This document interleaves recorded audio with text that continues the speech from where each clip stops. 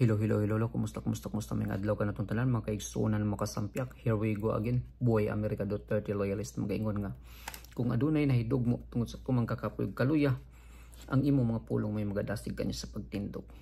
Kung saan man kayo sa mundo, sana'y nasa mabuti kayong kalagayan at ang iyong buong pamilya. Mabuhay po tayong lahat. At once again, kayo'y mulit-muli kong inanyayahan na magsampyak man lang nitong Maldeon channel. Maraming salamat po mga kaibigan. So, ano ba ang pwede nating pag-usapan? So, alam naman natin na 5 days more to go. I-State of the Nation address na ni Pangulong Bongbong Marcos. So, gaganapin yung SONA dyan sa Batasang Pambansa, dyan sa Quezon City Complex. So, sabi nila on 22nd of July daw. So, that will be Tuesday in the Philippines. Monday dito sa US. So time check, it's now 1:21 in the morning, 17th of July, Wednesday, dito sa Brooklyn, New York. So, ano ba sa tingin nyo yung ibibida ni PBBM sa SONA niya? Sa tingin ko, pinaka-ibibida niya itong monetary policy. Ano ba itong monetary policy? Ito yung financial condition ng ating bansa. Kasi yung monetary authority dyan, yung BSP or Bangko Sentral ng Pilipinas, yung Central Bank. Kasi Central Bank controls the interest rate and how much money they will print.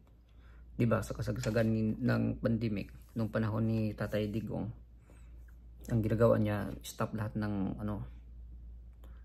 yung mga tao ay na-quarantine, may mga ICQ, ganun. Hindi na sila pwedeng makalabas. So, ang ginagawa ng gobyerno, binibigyan ng ayuda. So the government ordered sa Bangko Sentral to print out money. So nag-imprinta sila ng pira, tapos binigay doon sa mga tao kasi wala nang income yung tao, wala nang pira. So ang nangyayari, yan yung naka-contribute ng high inflation. Umabot yata yung inflation nung panahon na ng 6.1%. Mataas talaga. So, ganun. At least man lang ngayon, kahit sasabihin pa rin natin na mataas pa rin yung inflation rate, hindi obvious kasi bumalik naman lahat sa normal. So, given na yun na bumababa yung inflation rate. So, tinitingnan ko, nire-research ko. At sabi dito, noong 2023, yung Philippine inflation rate umaabot ng 5.98%, umaabot pa nga ng 6.1%. So nitong June 2024, doon sa National Capital Region or NCR, bumaba siya ng at least, bumaba talaga siya 2.3% down from May. Noong May, umabot ng 3.1%. At tapos yung kasagsagan, yung age gap nga, umabot pa nga ng 3.9%. Pero at least 2.3% na ngayon.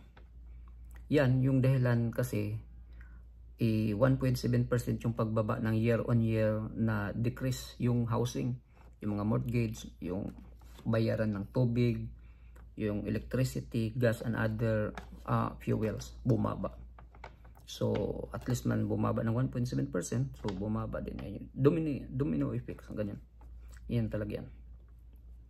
So ano pa yung factors sa high inflation?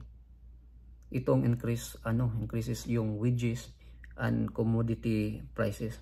So ang nangyayari noong panahon ng pandemic, di ba, yung mga basic commodities tumataas, di ba, tumaas siya. So ang mangyayari pag tumataas yung mga basic commodities, ito ding mga,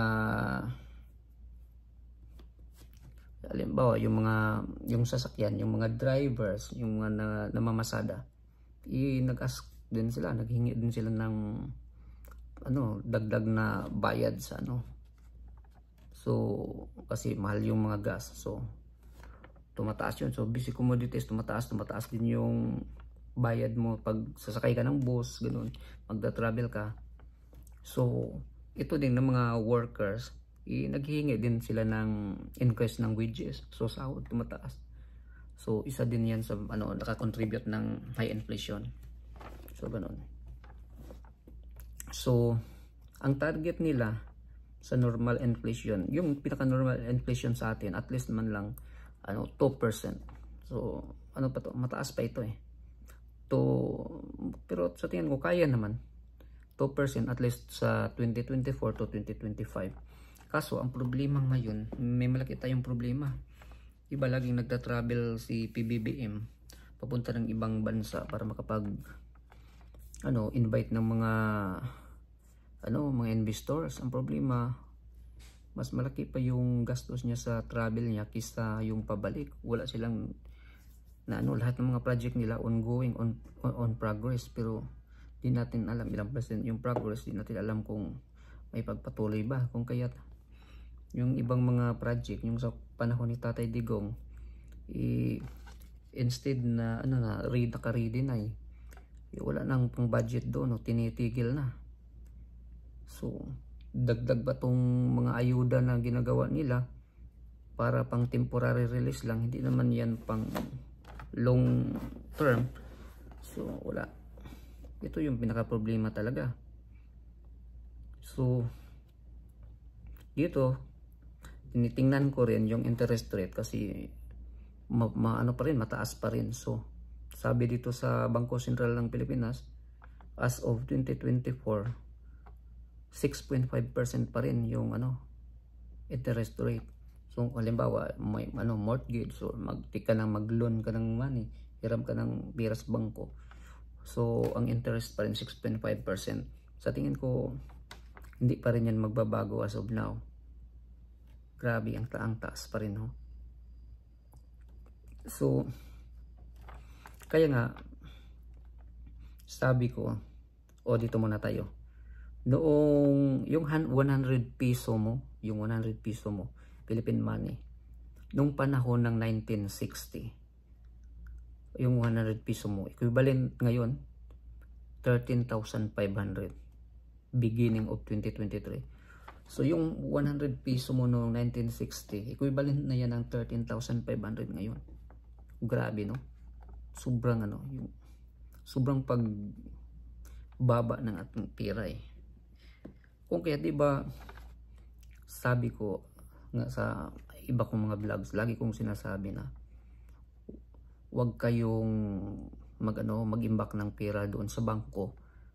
Yung ilalagay yung pera sa bangko, yung mga emergency money lang, yung sa mga necessities lang, pang gas, for fuel sa inyong mga vehicles, or yung mga pang grocery, pang hospitalization nyo, yun lang mga ganun. Ang pera nyo, i-invest nyo talaga is either entrepreneurial business, real estate, or stock market, or even cryptocurrency. Pero bantay din kayo. With the right tool, okay lang yan. Basta investing, not trading. Trading, gambling yan mas risky yan. Unlike you will go for strong stocks and crypto, ganon, investing lang. So okay lang yan. So grabe, no? Sobrang taas. 100 peso mo noong 1960, 13,500 ngayon.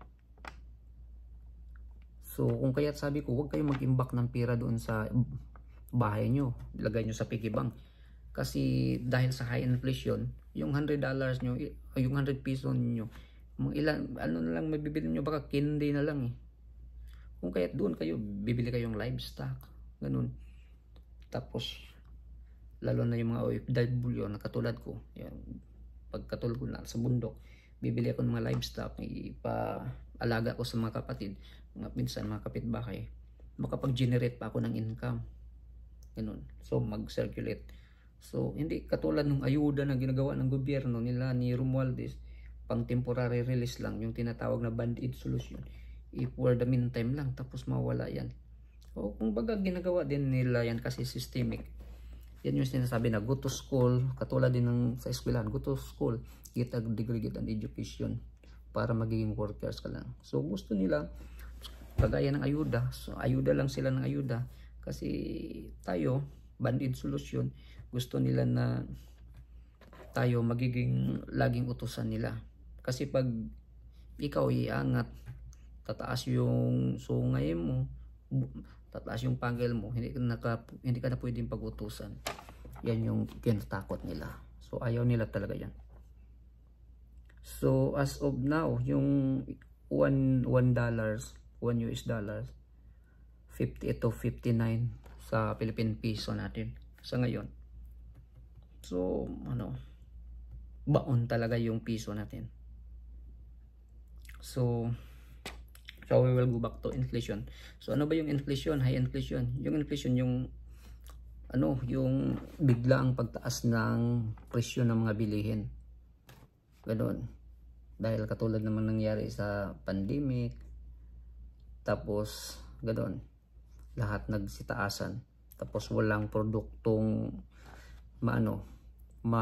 manufacture. So lahat tumataas yun. So yun, high inflation.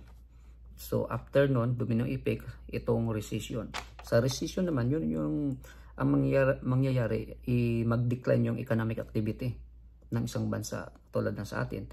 Tapos unemployment, mataas yung unemployment rate.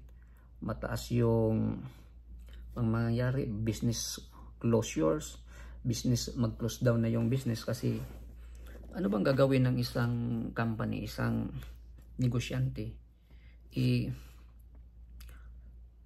Ang lahat tumataas, yung mga fuel, yung mga machineries nila, internet, yung manpower, wala nang nagtatrabaho, lockdown, ganun. So maraming unemployment, magsasarado yung mga business. So yun yung domino effects. Yun yung tinatawag na recession. Wala nang mai-produce. So ganun.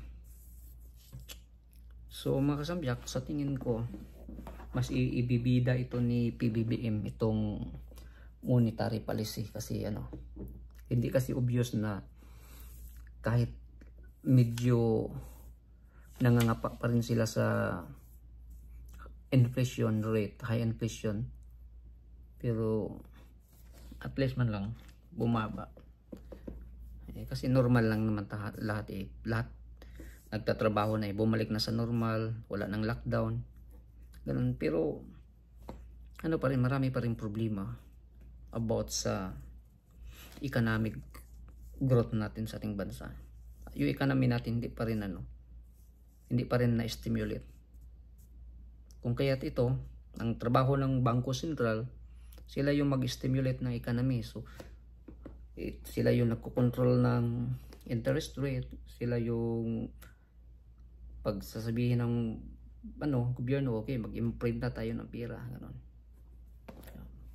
Logi tayong mga nasa ilalim at saka yung mga middle class pag laging nag-print ng pera kasi tataas yung inflation rate. Ganun yan. So mga kasampiak, maraming salamat po. Mabuhay po tayong lahat.